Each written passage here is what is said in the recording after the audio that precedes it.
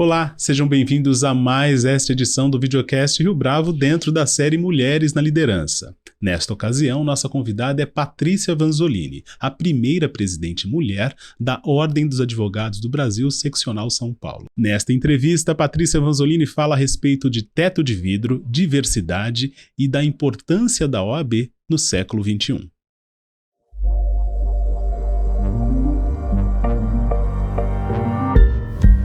Patrícia Vanzolini, é um prazer tê-la aqui conosco em mais esta edição do Videocast Rio Bravo. Muito obrigado pela sua presença.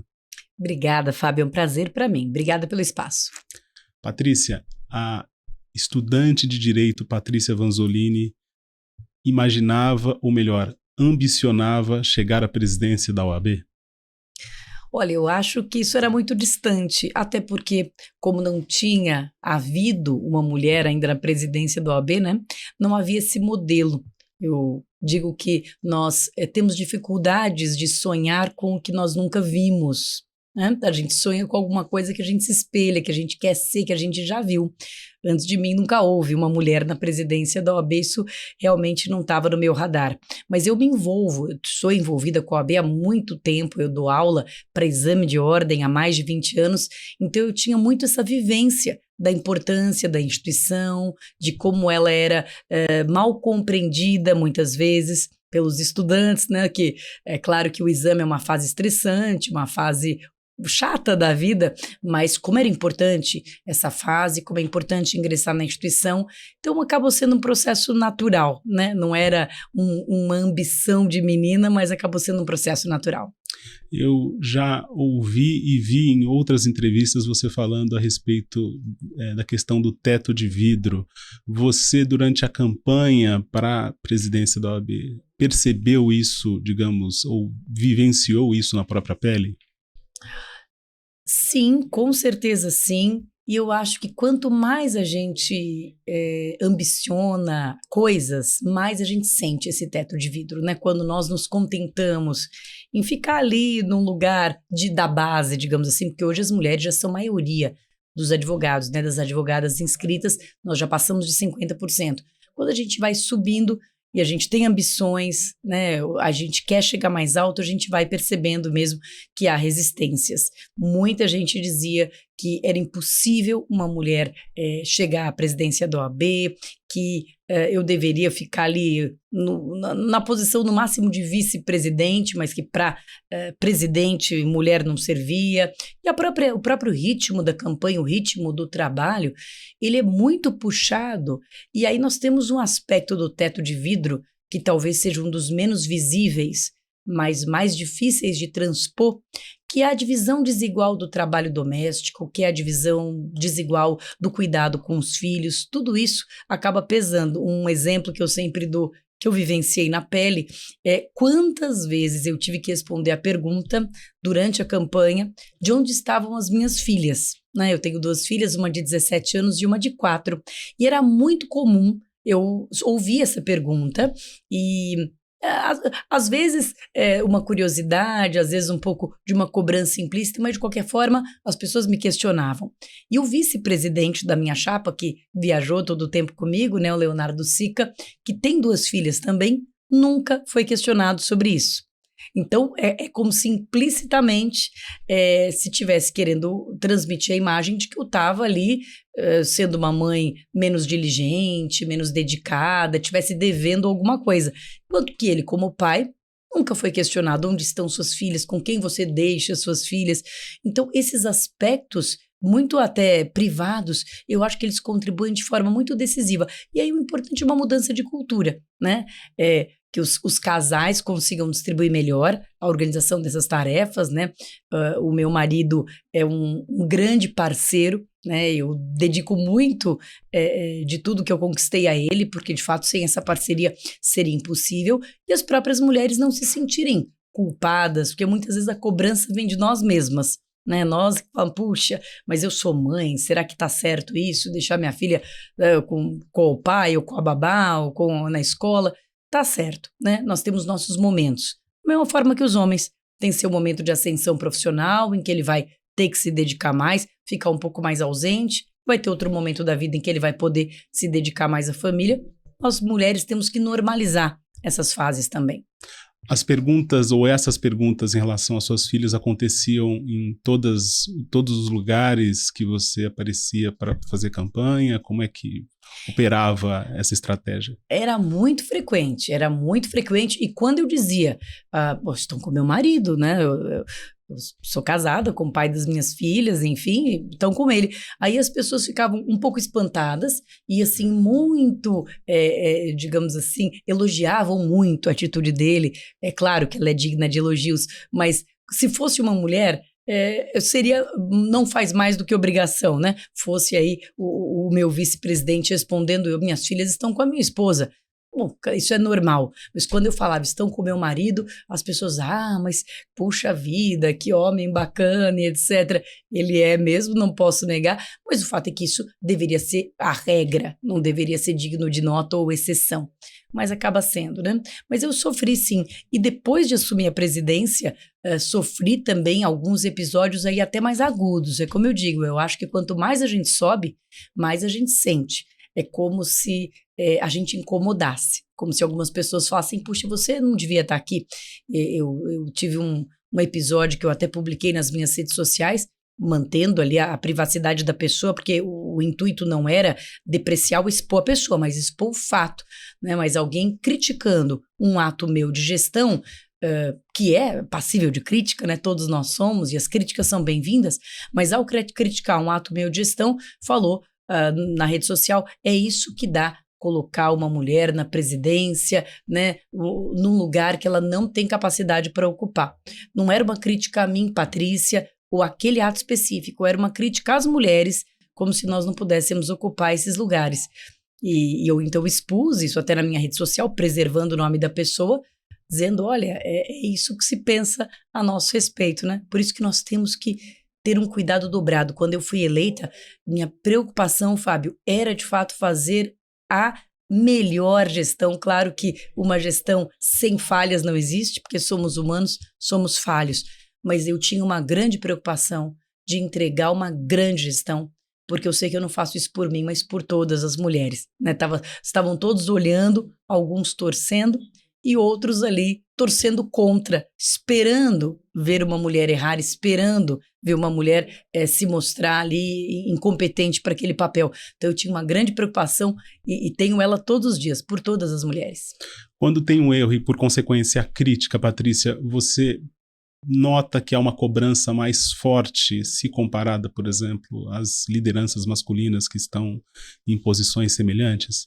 Eu acho sim, que a nossa régua ela é muito mais alta, né? A cobrança conosco é muito mais extrema, e nós temos que justificar a nossa competência, nós temos que provar que nós merecemos estar ali a todos os minutos. Um outro episódio da campanha que eu acho que revela machismo estrutural é que havia um questionamento se eu era de fato uma advogada militante. Eu sou uma advogada militante há mais de 20 anos, qualquer um que entre aí no site do TJ vai ver inúmeros processos, né? Atuo diretamente, milito na área, mas sou bastante conhecida também, graças a Deus, e tenho muito orgulho disso, sou bastante conhecida como professora. E então havia todo um questionamento, mas a Patrícia, ela é mesmo advogada? E nenhum dos meus antecessores, muitos dos quais até militam menos do que eu, em termos da advocacia ali, de barriga no balcão, nunca houve questionamento, nunca se questionou, mas será que esse candidato realmente é advogado? Enfim, ele tem OAB, ele está aqui, ele é advogado. Eu tive que provar, mostrar que eu tinha processos, que eu vou ao fórum, que eu tenho a lida diária de advogada, coisa que os homens acho que não tiveram que fazer. E quais ações a sua gestão tem feito para diminuir o impacto desse machismo estrutural ou ainda tirar de cena um pouco desse teto de vidro? Quando eu entrei na gestão, eu tinha uma grande preocupação de entregar uma grande gestão para todos e todas, para mostrar que as mulheres podem sim ocupar esses lugares, mas é evidente que uma pauta que para mim é prioritária é a pauta da inclusão. E quando a gente fala de inclusão, na minha ótica, inclusão tem que ser total. Então eu estou falando aqui de uma luta contra o machismo, contra o racismo, contra o capacitismo, contra a homofobia, ou seja, quando a gente pensa em inclusão, ou a inclusão é de todos, ou a inclusão parcial é só mais uma forma de exclusão. Se eu digo eu quero incluir, mas não me importo com a exclusão dos negros, não me importo com a exclusão da população LGBT, então, a meu ver, eu não estou sendo inclusiva, eu estou sendo oportunista. E eu tinha uma grande preocupação com a inclusão. Então, eu entendo que nós precisamos, e a OAB quis ser mesmo ponta de lança, pioneira, está na proa desse movimento de diversidade. Nós entendemos que a diversidade é um valor.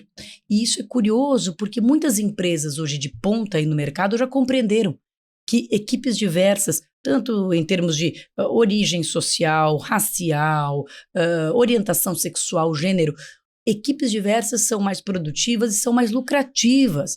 As empresas ganham mais dinheiro com equipes diversas, porque equipes diversas dão melhores soluções. Não é? Porque se a realidade é multifacetada, uma equipe diversa consegue olhar essas várias facetas e dar melhores respostas. As instituições públicas, a meu ver, ainda estão muito atrasadas e não perceberam ainda o valor intrínseco da diversidade. Né? O nosso Tribunal de Justiça, por exemplo, tem 360 desembargadores, dentre os quais 3 apenas são negros e 34 são mulheres. É uma quantia inexpressiva. Né? Então, a OAB ela assumiu e tomou para si a responsabilidade de fazer políticas afirmativas, tanto internas quanto externas, para aumentar a inclusão. Uma dessas iniciativas foi justamente impor uma regra de paridade de gênero e cotas raciais para as nossas listas sextuplas para o 5º constitucional. Né, para aqueles que não têm muita familiaridade aqui com o meio jurídico, os tribunais eles são compostos por juízes, né, juízes de carreira, mas também eles são indicados pela OAB, pelo Ministério Público, né, o chamado 5º Constitucional. Nós mandamos uma lista de 6 indicados para o tribunal escolher 3 e daí o governador desses 3 escolhe um. Isso é feito periodicamente.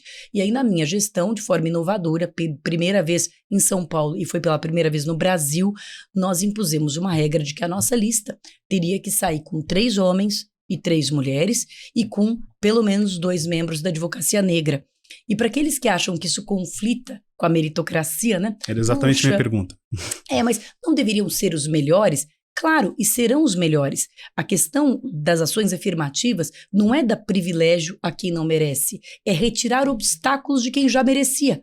De quem já merecia, mas não tinha espaço por causa do teto de vidro, por causa do preconceito, por causa da invisibilização. Então, não significa que nós estamos ali dando um privilégio, né? Nós tivemos candidatos negros muitíssimo bem preparados, nós tivemos candidatas mulheres muitíssimo bem preparadas, candidatos negros que me diziam, Patrícia, antes da sua gestão, eu nem ousava me inscrever, porque como eu sabia que eu já partiria em desvantagem por conta do racismo, eu não me animava, não me aventurava. Né? Agora eu me aventurei e se saíram extremamente bem. Então, não há nenhum conflito entre ações afirmativas e meritocracia. A ação afirmativa é para deixar mesmo que os melhores prevaleçam, sem preconceito. Ela é para remover obstáculo, não para conceder privilégio. Essa foi uma das ações da OAB nessa gestão. Há uma resistência do ponto de vista da mentalidade dentro da OAB em relação a tantas mudanças ou a essas mudanças mais significativas no campo da representatividade, da inclusão, Patrícia? Olha, há resistência, mas é uma resistência que eu entendo que nós devemos superar com muita tranquilidade, porque isso era a pauta da nossa campanha, né? Todos aqueles que estão ali e que foram eleitos com a maior votação da história da OAB, foram 67 mil votos, nunca houve uma votação tão expressiva, ou seja, 67 mil advogados votaram neste projeto, né? Eu nunca escondi, não era uma pauta oculta, não é que nós chegamos lá e começamos a fazer coisas, não, durante toda a campanha o eixo principal, né, um dos eixos principais era a inclusão. Então, quando há qualquer resistência, eu me apego a esse raciocínio de que 67 mil advogados, pelo menos, querem e esperam essa atitude da OAB. E depois que vem que a coisa dá certo, que a coisa evolui, que a gente anda para frente, eu acho que mesmo as resistências acabam cedendo e acabam se acomodando, né? Eu acho que às vezes a resistência é mais o susto da mudança, né? A insegurança do que vem, mas é preciso mudar. para que a OAB continue tendo a relevância que ela sempre teve, ela tem que estar conectada com o século XXI, que permite mais exclusão, racismo, machismo, capacitismo, né? O mundo não admite mais isso, não tem que admitir mesmo. E a OAB tem que estar na proa disso. Você acredita que essas ações, essas medidas têm impacto, influência junto aos escritórios, principalmente aos grandes escritórios de advocacia que são tão famosos quanto tradicionais em relação a quem está na liderança? Eu acho que sim, né? Porque isso vindo da instituição é um exemplo, é uma mensagem muito forte, né? De que quem não adotar medidas de inclusão vai ficar ultrapassado, né? Vai ficar obsoleto, né? Não pode mais conviver aqui no nosso mundo. Então, acho que isso vai sim impactar de forma positiva nos grandes escritórios. Muitos escritórios já têm algumas importantes ações de inclusão, de ações afirmativas, mas muitos ainda têm fortemente o teto de vidro. Se a gente comparar a quantidade de mulheres ali na base, né, nas baias ali de trabalho, e a quantidade de mulheres que são sócias ou que são CEO ali daquela companhia, são muito poucas ainda. Um movimento que eu acho bastante interessante é que muitas mulheres cansadas de lutarem contra o teto de vidro têm se juntado para formar escritórios femininos. Eu conheço várias colegas minhas, escritórios que hoje já são bastante grandes, são escritórios só de mulheres, porque as mulheres não temos nenhum preconceito contra os homens, mas que no ambiente masculino é muito difícil para nós subirmos por meritocracia, né? Mesmo tendo tanto mérito quanto os homens, acabamos ficando para trás. Então, se competimos, né? Se estamos ali num escritório só de mulheres, a concorrência é mais justa. Aí vai subir realmente quem tiver mais capacidade, mais dedicação, mas não vai haver essa barreira do preconceito. Então, acho que nós mulheres já sobrevivemos e já resistimos a tantas coisas, né? Tal como a população negra já sobreviveu e resistiu a tanta coisa, que eu acho que nós sabemos contornar os obstáculos, mas é preciso avançar, né? Não é justo que uma mulher, por ser mulher, acabe ficando para trás, tendo menos capacidade de investir profissionalmente, de crescer profissionalmente.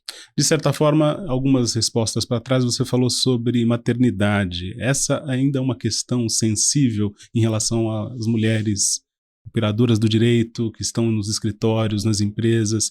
Como é que você recebe esse tipo de demanda, de reclamação, ou mesmo de pedido de ajuda para aquelas que tentam combinar, ou melhor dizendo, equivaler mesmo a sua relação dentro do escritório e dentro de casa? A maternidade eu acho que é um dos pontos mais sensíveis do teto de vidro, até porque nós, durante muito tempo, criamos um culto à maternidade, não que ela não seja importante, eu sou mãe de 2 filhas, uma mãe muito feliz, muito realizada, mas criou-se um culto de que a mulher se realiza plenamente na maternidade.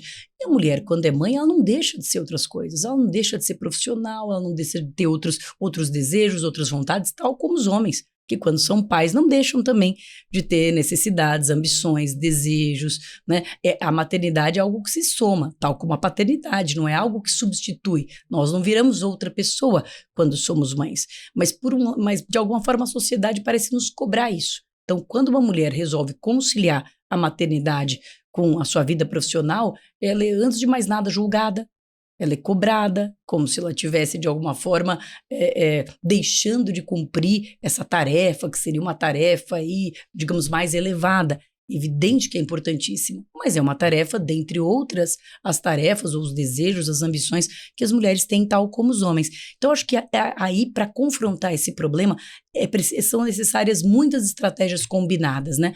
Uma estratégia de mudança de cultura mesmo, né? Da mulher se sentir tranquila de delegar uma parte ali do cuidado com a prole para o marido, para a escola, para a creche, né? Sem uma autocobrança, sem se sentir uma mãe pior por isso. Eu acho que preciso também de políticas públicas. Nós temos 20% das nossas crianças têm acesso à creche. Isso significa que 80% não têm acesso à creche. Isso significa que os cuidados com os filhos pequenos, e olha, são exaustivos, ficam quase que inteiramente por conta das mulheres, que têm uma dupla, tripla jornada de trabalho, né? Trabalham e aí chegam em casa e aí tem que ficar com os filhos que deixaram ali com uma vizinha, que deixaram com alguém para cuidar naquele momento, porque não tem uma estrutura de apoio, porque muitas vezes o pai é ausente. Nós temos também recordes de abandono paterno, né, no Brasil. Então, esse cuidado fica todo com as mulheres e é preciso que haja políticas públicas. E do ponto de vista dos escritórios, dos empreendimentos, eu acho que é preciso que se absorva as mulheres mães da mesma forma que se absorvem os homens pais com as suas peculiaridades. Uma mulher mãe, ela pode estar em período de aleitamento, e aí isso tem que ser levado em consideração, claro, né? Uma mulher vai fazer uma sustentação oral num tribunal, ela tem que ter prioridade, se ela tiver, né, saída ali do parto, se ela tiver nesse período de aleitamento, é preciso absorver com naturalidade a mulher que é mãe e profissional, sem julgá-la, sem pressioná-la e criando condições para que ela possa trabalhar. Uma iniciativa que eu acho muito importante nesse sentido é que nós comecemos a pensar na licença parental, né? Não mais na licença maternidade. Nós sabemos que a licença maternidade é extensa, a licença paternidade é bem curtinha, e essa licença paternidade bem curtinha faz com que se transmita a ideia de que é isso mesmo, é das mães o dever de cuidado. Eu entendo que a licença deveria ser para o casal.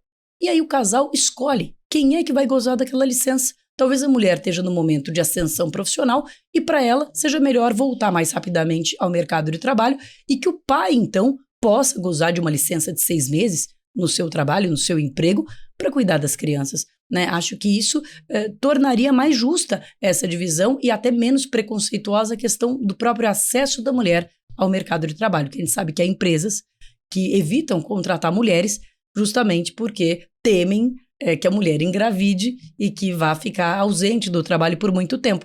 Se esse for um risco dividido, né, homens e mulheres, quando assumem a paternidade ou maternidade, podem se ausentar, eu acho que isso torna o jogo mais equilibrado. Você já disse em mais de uma entrevista que mulheres na liderança ajudam outras mulheres romperem esse teto de vidro e a chegarem lá.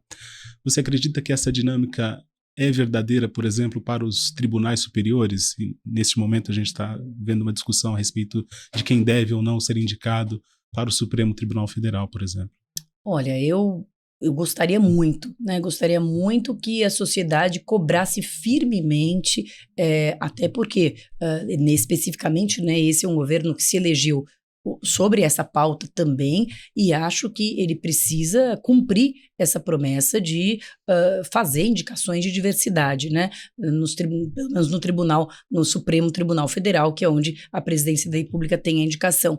Mesmo no STJ, eu acho que é preciso que os próprios pares, os tribunais, quem é que faz essa escolha, entenda que a sociedade mudou e que nós não podemos mais tolerar um tribunal que não tenha diversidade. Um tribunal que não tenha diversidade, ele tem decisões piores. E aí você vai me dizer, mas Patrícia, o importante não é ser um bom jurista, seja branco, seja negro, seja homem, seja mulher.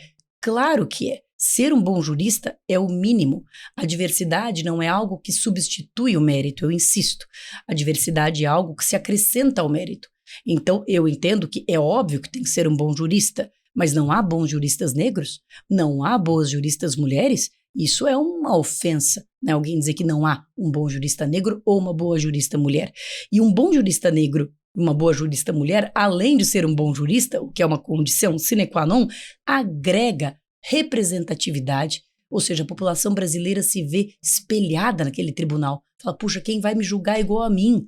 Né? Uma população brasileira que tem quase 50% de negros, que tem mais de 50% de mulheres, não pode ser julgada só por homens brancos, porque os homens brancos têm um ponto cego, todos nós temos, né? Todos nós temos, nós que vivemos situações na pele, nos nossos corpos, sentimos de forma mais sensível enxergamos determinados problemas que uma pessoa que nunca passou por aquilo não enxerga, não sente, e não é por má fé, por maldade, por uma falha de caráter, porque ela não está naquela posição, naquele lugar.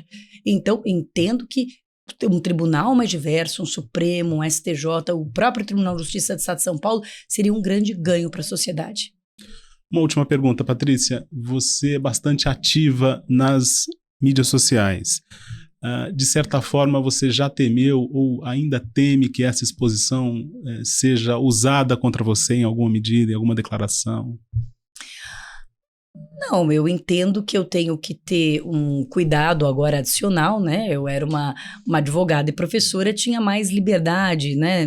De alguma forma. Entendo que agora, falando pela ordem, é preciso que, de fato, eu esteja atenta para aquilo que a instituição quer e representa, né? Para aquilo que eu posso dizer institucionalmente. Acho que esse é um cuidado devido, mas não me sinto cerceada, não. Acho que esse contato das redes sociais, isso, mais uma vez, a ordem estava no século XX, né? A ordem não tinha chegado ao século XXI, não falava com a jovem advocacia, não falava com a sociedade, não mostrava o que estava fazendo.